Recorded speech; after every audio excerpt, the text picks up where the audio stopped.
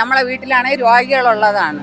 ഞങ്ങൾക്ക് വെള്ളം കുടിക്കാൻ ഒക്കണില്ല. ഇപ്പൊ ഇവിടെ കിടക്കാനും ഒക്കില്ല, എടുക്കാനും ഒക്കില്ല, നാറ്റം കാണാൻ വെളിയിറങ്ങാൻ ഒക്കില്ല. വീട്ടില് നമുക്ക് വീടിനകത്തിരിക്കാനോ ആഹാരം കഴിക്കാനോ ഒന്നും പറ്റാറില്ല. നമുക്ക് ജീവിക്കണ്ടേ, ജീവിക്കാൻ മാർഗമുള്ളതുകൊണ്ട് നമ്മൾ തോറ്റ ഈ കക്കൂസിൽ ഞങ്ങൾ എങ്ങനെ ഇറങ്ങി എങ്ങനെ ജീവിക്കും മനുഷ്യൻ? കൂടെ കിടക്കാക്കില്ല, ഭയങ്കര നാട്ടം. വയസ്സായ ഞങ്ങൾ എന്താ ചെയ്യാൻ സാഹി മുട്ടിയാണ് ഞങ്ങളിപ്പോ ഇതായിട്ട് അഴിച്ച് സംസാരിക്കും. ഇപ്പോഴാണ് ഇത്രയും നാറ്റമായപ്പോഴത്താണ് ജനങ്ങൾ കൊണ്ടിളവിയത്. മഴക്കാല പൂർവ്വ ശുചീകരണം നടത്തിയാലും ഈ വെള്ളം ഇവിടെ തന്നെ വരും. ഈ മലിനജലം എവിടെ നിന്ന് വരുന്നു എന്നുള്ളതിന്റെ ഉറവിടമാണ് നമുക്ക് കണ്ടെത്തേണ്ടത്.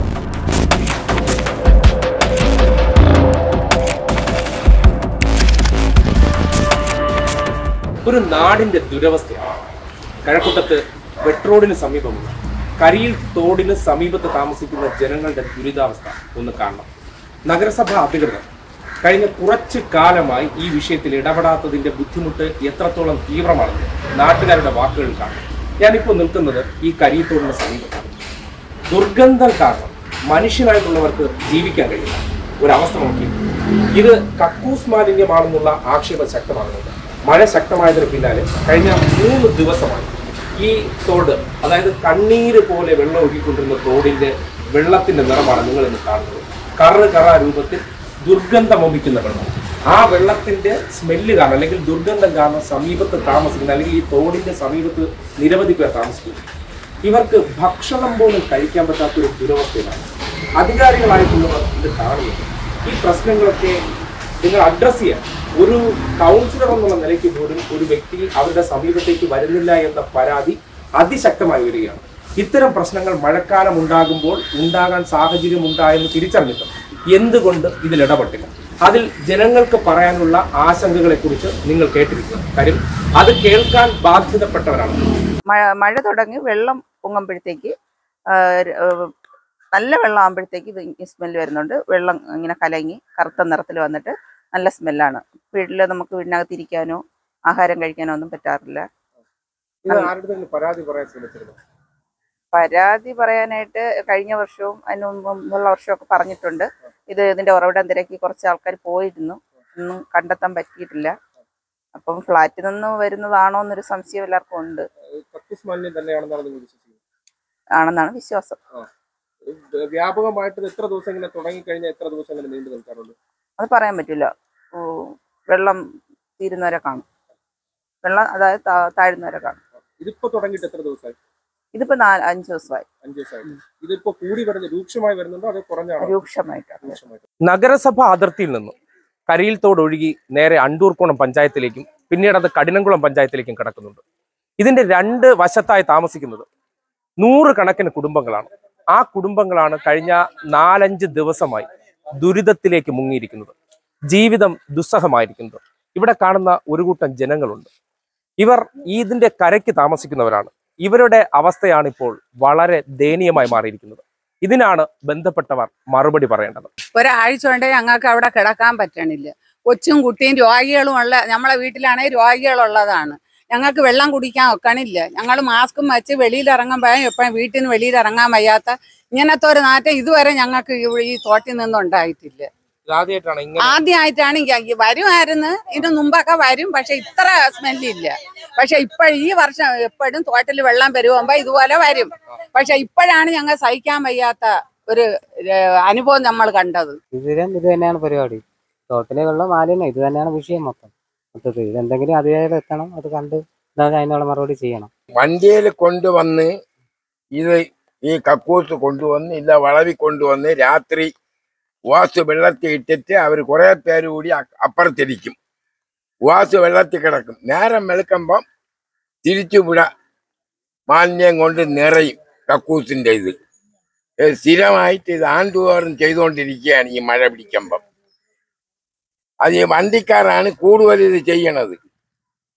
എന്താണ് ഇപ്പൊ അവസ്ഥ? എങ്ങനെയാണ് നിങ്ങളുടെ? ഇപ്പൊ ഇവിടെ കിടക്കാനും ഒക്കില്ല, എടുക്കാനും ഒക്കില്ല, നാറ്റം കാണാൻ വെളിയിറങ്ങാൻ ഒക്കില്ല.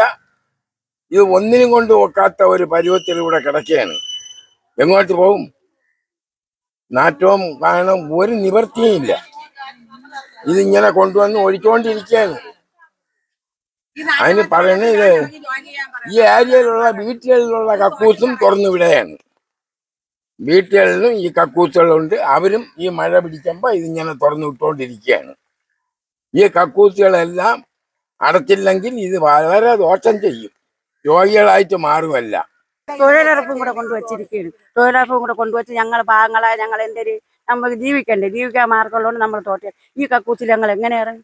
6 മാസമായ കൊച്ചുണ്ട്, 9 മാസമായ കൊച്ചുണ്ട്, 5 വയസ്സായ കൊച്ചുങ്ങളുണ്ട്. ഞങ്ങൾ ഏത് തരത്തിൽ ഇറങ്ങി ഇത് ചെയ്തിട്ട് വീട്ടിൽ ചെന്ന് കയറുന്നത്? രോഗങ്ങൾ ഇത് കിട്ടണത് നക്കാവിച്ചാൽ പൈസ കിട്ടും. അത് കിട്ടിയാലെന്ന് വെച്ചാൽ നമ്മൾ വിചാരിക്കണം അത് കിട്ടട്ടെ എന്ന് വിചാരിക്കും. ഈ കുട്ടികളെ എങ്ങനെ നമ്മൾ വളർത്തിയെടുക്കും? അവർ ഇപ്പൊ ഈ വേല ഈ കാണിച്ച് അവരും കൂടെ പഞ്ചായത്തുകാരും കൂടെ ഇറങ്ങിയിരിക്കും. തോട് ഞങ്ങൾ വൃത്തിയാക്കണം, ഈ തോടും കൂടെ ഞങ്ങൾ വൃത്തിയാക്കണം. അതുകൊണ്ട് ഞങ്ങൾക്ക് ബുധനാഴ്ച പണി വെച്ചിരിക്കുകയാണ്. ബുധനാഴ്ച പണി വെച്ചിരിക്കുകയാണ്. നമ്മളെ ഇല്ലാമയെ കൊണ്ടാണ് നമ്മൾ ഇത് ഇറങ്ങുന്നത്. നമ്മളെ പാവങ്ങൾ നമ്മൾ ഇതിനായിട്ട് ഇറങ്ങാൻ ഒരു നേരത്തെ ആകാശത്ത് ഞങ്ങൾ കുട്ടികളെ വളർത്തിയെടുക്കണമെന്ന് പറഞ്ഞാണ് ഇതിനായിട്ട് ഇറങ്ങിയത്. സഹി മുട്ടിയാണ് ഞങ്ങളിപ്പോൾ ഇതിനായിട്ട് അഴിച്ച് സംസാരിച്ചത്.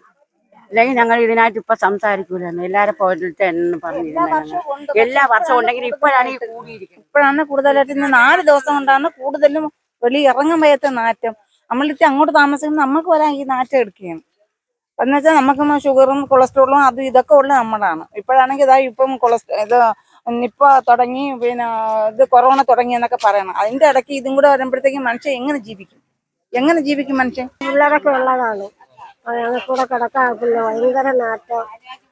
കിടക്കാൻ പറ്റില്ല. എനിക്ക് 2 കുഞ്ഞുങ്ങളൊക്കെ അവിടെ കിടക്കും, ഒന്നും കഴിക്കാൻ പോലും പറ്റില്ല. ഞങ്ങളാണ് വീട് തൊട്ടടുത്താണ്, ഞങ്ങളാണ് ഈ അറ്റത്ത് കിടക്കുന്നത്. സുഖമില്ലാത്ത വാപ്പായും ഉണ്ട്, കിടക്കാൻ പറ്റുന്നില്ല, ഒന്നും കഴിക്കാനും പറ്റുന്നില്ല. ഇങ്ങോട്ട് ഇറങ്ങാക്കൂല. ഞങ്ങൾ മോളിലാണെങ്കിൽ ഞങ്ങൾ താഴോട്ട് ഇറങ്ങണ്ടേ? വയസ്സായ ഞങ്ങൾ എന്താ ചെയ്യാൻ? അതുകൊണ്ടായി ഈ തോടിൽ ജോലി ചെയ്യണം. ഞങ്ങളെ കൊണ്ട് അങ്ങനെ നമ്മൾ ജീവിക്കണ്ടേ? നമുക്ക് ജീവിച്ചല്ലേ പറ്റൂ. ഞാനൊക്കെ തന്നെ ഇവിടെ. എന്നാലും ഇപ്പോഴും തന്നെ ഇത്രയും കഠിനം മുൻപ് ഉണ്ടായിരുന്നു, ഉണ്ട്. എന്നാലും ഇതേപോലത്തെ കഠിനം ഇപ്പോഴാണ്. ഈ ഗുരുതര ജനകീയ പ്രശ്നവുമായി ബന്ധപ്പെട്ട് കരിയിൽ തോട് ഒഴുകി തുടങ്ങുന്ന നഗരസഭാ അതിർത്തി, അതുമായി ബന്ധപ്പെട്ട അധികൃതരുടെ ആരുടെയും പ്രതികരണം ലഭിച്ചില്ല. എന്നാൽ ഈ തോട് ഒഴുകി അണ്ടൂർക്കോണം പഞ്ചായത്തിലേക്ക് എത്തുന്നുണ്ട്. ഇതുമായി ബന്ധപ്പെട്ട് പഞ്ചായത്ത് അധികൃതർക്കും ചില കാര്യങ്ങൾ പറയാനുണ്ട്. പഞ്ചായത്ത് വൈസ് പ്രസിഡന്റും ജില്ലാ പഞ്ചായത്ത് അംഗവും ബ്ലോക്ക് പഞ്ചായത്ത് അംഗവും ഇതിനെ സംബന്ധിച്ച് പറയുന്നത് കേൾക്കാം. കോർപ്പറേഷൻ ഏരിയയിൽ നിന്നുള്ള മലിനജലമാണ് നമ്മൾ തെക്കേയുള്ള വാർഡിലോട്ട് ഒഴുക്കി വിടുന്നത്. ഈ തെക്കേയുള്ള വാർഡിലുള്ള ജനങ്ങൾ പാവപ്പെട്ട ജനങ്ങളാണ്. അവർ തൊഴിലുറപ്പ് ചെയ്താണ് ജീവിക്കുന്നത്. ഈ തൊഴിലുറപ്പ് ചെയ്ത് ജീവിക്കാനുള്ളവർ ബുധനാഴ്ച പണി തുടങ്ങാനും ഇരിക്കുകയാണ്. ഈ ബുധനാഴ്ച ഇവരെ എങ്ങനെ തോട്ടിലിറക്കും? അതുകൊണ്ട് ആ പണി നടത്തൂല. എന്തായാലും നമ്മൾ ബുധനാഴ്ച ഇവരെ ഈ തോട്ടിലിറക്കൂല. അവർക്ക് വേറെ ഏതെങ്കിലും പണി കൊടുക്കേ ഉള്ളൂ. ഈ തൊഴിലുറപ്പിൽ ഈ തോടിന്റെ പണി ഇവിടെ വെച്ച് നിർത്തുകയാണ്. കാരണം ഈ മലിനജലത്തിൽ അവർക്ക് ഇറങ്ങി ജോലി ചെയ്താൽ ഡെങ്കിപ്പനി, എലിപ്പനി അങ്ങനെയുള്ള അസുഖങ്ങൾ പിടിപെടും. എല്ലാം കൂടെ ഒത്തുവരും. പാവങ്ങളാണ്, ഈ വയസ്സായ ആൾക്കാരാണ്, 80-65 വയസ്സായ ആൾക്കാരാണ് പണിക്കിറങ്ങുന്നത്. അവരെ നമ്മൾ എങ്ങനെയാണ് ഈ തോട്ടിൽ ഇറങ്ങുന്നത്? അത് മാത്രമല്ല, ഇവർ തോട്ടിൽ നിന്ന് പണിയും ചെയ്തിട്ട് വീട്ടിൽ ചെല്ലുമ്പോഴത്തേക്ക് അവിടെ കൊച്ചു കുട്ടികളുള്ളതാണ്. അപ്പോൾ ഇവർക്ക് അസുഖം വന്നാൽ അതിനോടനുബന്ധിച്ച് കുട്ടികൾക്കും അസുഖം വരും. അങ്ങനെ എന്തായാലും ഇവരെ ഈ തോട്ടിൽ പണിക്കിറക്കുന്ന പ്രശ്നമേ ഇല്ല. ഒരു കാര്യം, ഈ നമ്മുടെ പഞ്ചായത്തിലേക്ക് വരുമ്പോൾ ഇതിന്റെ സാമ്പിൾ എടുത്ത് നിങ്ങൾ പരിശോധിച്ചിട്ടുണ്ടോ? സാമ്പിൾ എടുത്ത് പരിശോധിക്കാൻ ഇപ്പോഴും കൊടുത്തിട്ടുണ്ട്. ഇപ്പോഴും അവിടെ നിന്ന് സാമ്പിൾ എടുത്തോണ്ട് പോയി. നമ്മളെ ഈ ഇവിടെ ഈ വാർഡില് നിന്ന് തുടങ്ങുന്ന സ്ഥലത്ത് നിന്ന് സാമ്പിൾ എടുത്തോണ്ട് പോയിട്ടുണ്ട്. സാമ്പിൾ എടുത്തിട്ടൊന്നും കാര്യമില്ല. എന്തായാലും ഈ ഉറവിടം കണ്ടെത്തണം. ഉറവിടം കണ്ടെത്തിയിട്ട് കോർപ്പറേഷൻ ഏരിയയിലുള്ളവർ, കൗൺസിലറായാലും ആരായാലും, പഞ്ചായത്ത് അധികൃതരും നഗരസഭയായിട്ട് ബന്ധപ്പെടാൻ ശ്രമിച്ചിരുന്നു. ഇങ്ങനെ ഒരു പ്രശ്നം രൂക്ഷമായ ഇപ്പോഴാണ് നമുക്ക് ഇത്രയും രൂക്ഷമായ നാറ്റവും ഈ പ്രശ്നം വന്നത്. ഈ കഴിഞ്ഞ കാലങ്ങളിൽ നിന്ന് ഇത്ര പരാതി വന്നിട്ടില്ല. ഇപ്പോഴാണ് ഇത്രയും നാറ്റമായപ്പോഴത്താണ് ജനങ്ങൾ കൊണ്ടിളവിയത്. നഗരസഭാ അധികൃതരുമായിട്ട് ബന്ധപ്പെടും, മേയറുമായിട്ട് ബന്ധപ്പെടും, ഉറപ്പായിട്ടും ബന്ധപ്പെടും. ഇത് കോർപ്പറേഷനും ഗ്രാമപഞ്ചായത്തുകളും ഉൾപ്പെടുന്ന പ്രദേശമാണ്. അപ്പൊ നമുക്ക് തന്നെ പ്രീ മൺസൂണിന്റെ, അതായത് മഴക്കാല പൂർവ്വ ശുചീകരണ പ്രവർത്തനത്തിന്റെ ഭാഗമായിട്ട് മാർച്ച് ഏപ്രിൽ മാസങ്ങളിൽ വാർഡുകളിൽ ശുചീകരണ പ്രവർത്തനം നടത്തുന്നതിന് വേണ്ടി ഫണ്ട് വെച്ചിട്ടുണ്ട്. അതനുസരിച്ച് പ്രവർത്തിക്കുന്നതിന് വേണ്ടിയിട്ട് ഗ്രാമപഞ്ചായത്തുകൾ പദ്ധതികളും വെച്ചിട്ടുണ്ട്. അപ്പൊ അത് നല്ല രീതിയിൽ നടന്നിരുന്നുവെങ്കിൽ ഈ ദുരവസ്ഥയ്ക്ക് ഒരു പരിഹാരം കാണാമായിരുന്നു. കാരണം ഇവിടെ ആവർത്തിക്കപ്പെട്ടു നടത്തിയിട്ടുണ്ടാകും. അപ്പൊ ഈ ദുരവസ്ഥ ഇവിടെ പറഞ്ഞു, നേരത്തെയൊക്കെ പറഞ്ഞു, കഴിഞ്ഞ കാലങ്ങളിലൊക്കെ ഉണ്ടായിരുന്നു എന്ന് പറയുമ്പോൾ അതനുസരിച്ചുള്ള പദ്ധതികൾ നമുക്ക് വാർഡുകളിൽ ഏൽപ്പിക്കപ്പെടുമ്പോൾ അത് എന്തൊക്കെ കാര്യങ്ങൾ ചെയ്തു എന്നുള്ളൊരു മോണിറ്ററിംഗ് വേണമായിരുന്നു. പിന്നെ ഇവിടെ ചെയ്തുവെങ്കിൽ ഇങ്ങനെ ഒരു അവസ്ഥ ഉണ്ടാകില്ലായിരുന്നു. മഴക്കാല പൂർവ്വ ശുചീകരണ പ്രവർത്തനങ്ങൾ കൃത്യമായിട്ട് ചെയ്യാത്തതുകൊണ്ടാണ് ഈ ദുരവസ്ഥ ഉണ്ടായിരിക്കുന്നതാണ് ജില്ലാ പഞ്ചായത്ത് മെമ്പർ. ദുരവസ്ഥ ഈ ഇങ്ങനെ ഒരു കാരണം ചെയ്യണം എന്നുള്ളതാണ്. മുന്നേ കൂട്ടി സർക്കാരിന്റെ പദ്ധതികൾ താഴെത്തട്ടിൽ നടപ്പിലാക്കണം എന്നുള്ളതാണ്. അപ്പൊ ആ നടപ്പിലാക്കുന്നതിൽ എന്തെങ്കിലും വീഴ്ച വന്നിട്ടുണ്ടോ എന്നുള്ളത് പരിശോധിക്കപ്പെടണം. അതിൽ മറുപടി എനിക്കൊന്ന് പറയാനുണ്ട്. കാരണം എന്ന് വെച്ചാൽ ഞങ്ങള് പഞ്ചായത്ത് തല ഉദ്ഘാടനം ഇപ്പൊ ജില്ലാ മെമ്പർ പറഞ്ഞതിനോട് ചേർത്ത് ഞാൻ പറയുകയാണ്. 16-ാം തീയതിയാണ് ഞങ്ങൾ പഞ്ചായത്ത് തല ഉദ്ഘാടനം മഴക്കാലപൂർവ്വ ശുചീകരണത്തിന് നടന്നത്. അതിനുശേഷം ഓരോ വാർഡിനും മസ്ട്രോൾ അടിച്ച് കൊടുത്തുകൊണ്ടിരിക്കണേ ഉള്ളൂ. മസ്ട്രോൾ ഇവർക്ക് ബുധനാഴ്ചയെ കിട്ടുള്ളൂ. അതിനു മുമ്പ് ഈ കോർപ്പറേഷനിൽ നിന്ന് വരുന്ന വെള്ളം എങ്ങനെ മഴക്കാലപൂർവ്വ ശുചീകരണം നടത്തിയാലും ഈ വെള്ളം ഇവിടെ തന്നെ വരും. നമുക്ക് ഇതിന്റെ ഉറവിടമാണ് കണ്ടെത്തേണ്ടത്. ഇതെന്താണ് ഈ മലിനജലം എവിടെ നിന്ന് വരുന്നു എന്നുള്ളതിന്റെ ഉറവിടമാണ് നമുക്ക് കണ്ടെത്തേണ്ടത്. അത് കണ്ടെത്തി പരിഹരിക്കാത്തിടത്തോളം ഈ വിഷയത്തിന് പരിഹാരമില്ല. നമ്മുടെ മഴക്കാലപൂർവ്വ ശുചീകരണം വാർഡ് തലങ്ങളിൽ ഈ പറഞ്ഞതുപോലെ തന്നെ മഴ മുൻകൂട്ടിയാണ് വന്നത്. പക്ഷേ വാർഡ് തലങ്ങളിലെല്ലാം പ്രവർത്തനങ്ങൾ നടത്തി തുടങ്ങി.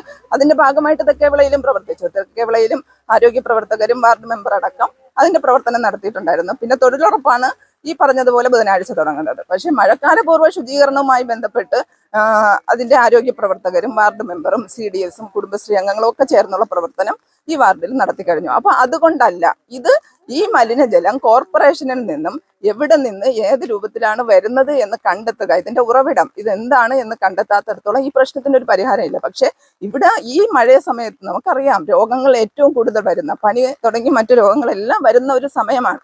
ഇവിടെ ഈ ജനങ്ങൾ ഇത്രത്തോളം ദുരിതത്തിലാണ്. അതിന് പരിഹാരമാണ് വേണ്ടത്. പരസ്പരമുള്ള പഴിചാരലല്ല ആവശ്യം. വിഷയത്തിന് ശാശ്വത പരിഹാരമാണ്. ജനങ്ങളുടെ ജീവൽ പ്രശ്നമാണ്. അതിൽ ഇടപെടലാണ് ആവശ്യം. നഗരസഭയും പഞ്ചായത്തും സംയുക്തമായി ഭാഗികം ചെയ്യുന്ന ഈ ഒരു തോടിന് ജനങ്ങൾ അനുഭവിക്കുന്ന ബുദ്ധിമുട്ടിന് എത്രയും പെട്ടെന്ന് പരിഹാരമുണ്ടാക്കാൻ വേണ്ടിയുള്ള ഇടപെടലാണ് നടത്തേണ്ടതെന്ന് ആവശ്യപ്പെടുകയാണ്.